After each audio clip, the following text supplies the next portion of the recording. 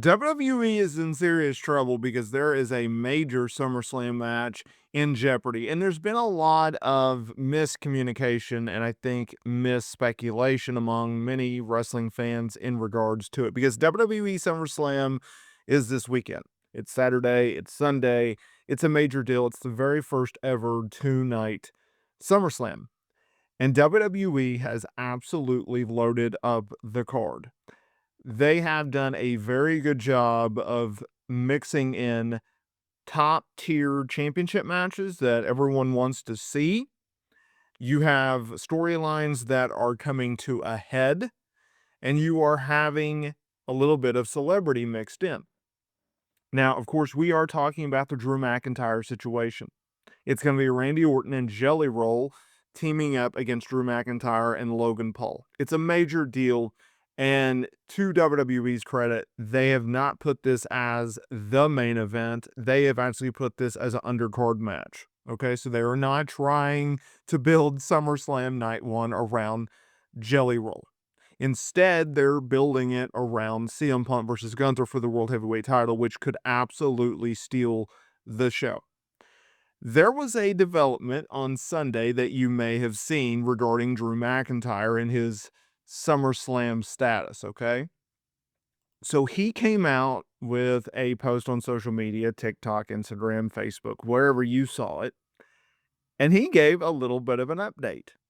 Now, this update is notable. So he announced that he is stuck in Great Britain, where he traveled for a wedding this past weekend. Oh, that's nice.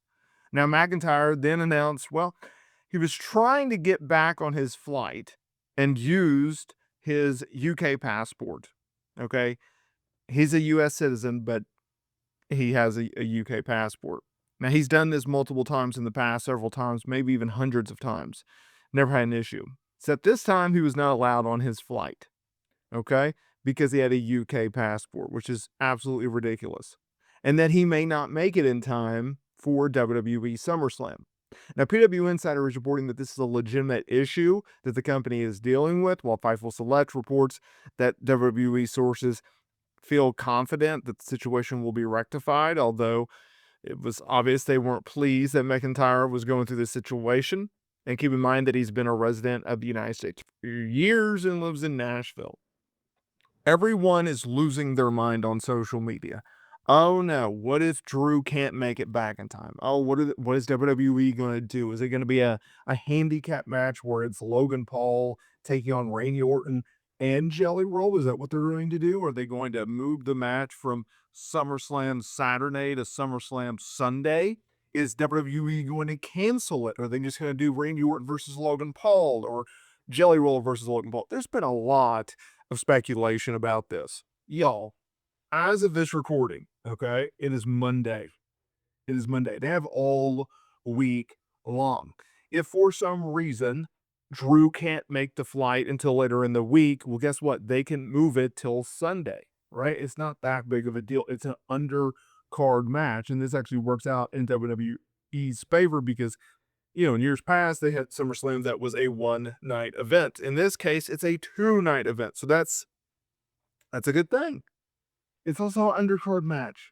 So I wouldn't be too upset if it doesn't happen, and I wouldn't be upset if it does happen, right? It should be good. It should have its moments, right? There's been a lot of speculation of, well, who's going over? Well, I think it's pretty clear cut. I think the heels are losing, right? I think it's pretty logical. You would have Randy Orton and Jelly Roll, who in this feud, I wouldn't say one side or the other has had necessarily a dominant run, right? Like Jelly Roll and Randy Orton, they have had their moments, while Logan Paul and Drew McIntyre have had their moments, right?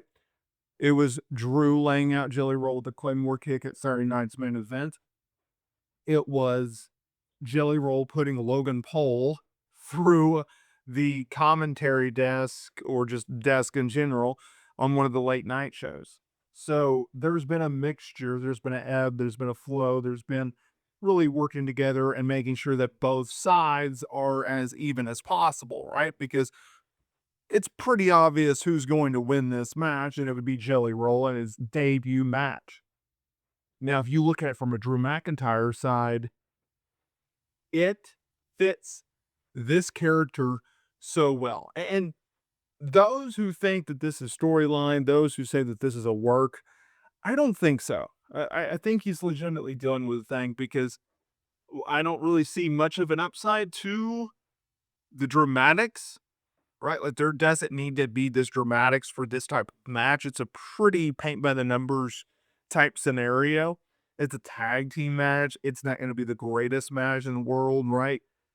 But it does fit the Drew character quite well. I will say that in terms of like Drew has taken real life opportunities, both on TV and off, to really expose, hey, this guy as a heel has a legitimate gripe. This guy has a legitimate frustration. And he's been doing that to a T, right? Like he's done it in a very, very good way.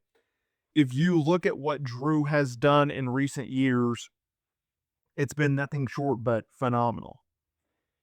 He has been able, and he recently talked about this. He was ironically on Impulsive Podcast. He was talking about how, what was the difference between working with Vince and Triple H, which is a common question that wrestlers are asked, especially top tier stars, because they'll really give you the meat and potatoes. And he made the analogy, or at least the way he viewed the differences in working between these two guys, which was Vince saw him as his warrior, right? That's the sword and the kilt and all that. Like and the baby face is always trying to conquer, right? Same formula with Hogan, Bruno, warrior, um, Steve Austin, John Cena, right? Roman Reigns.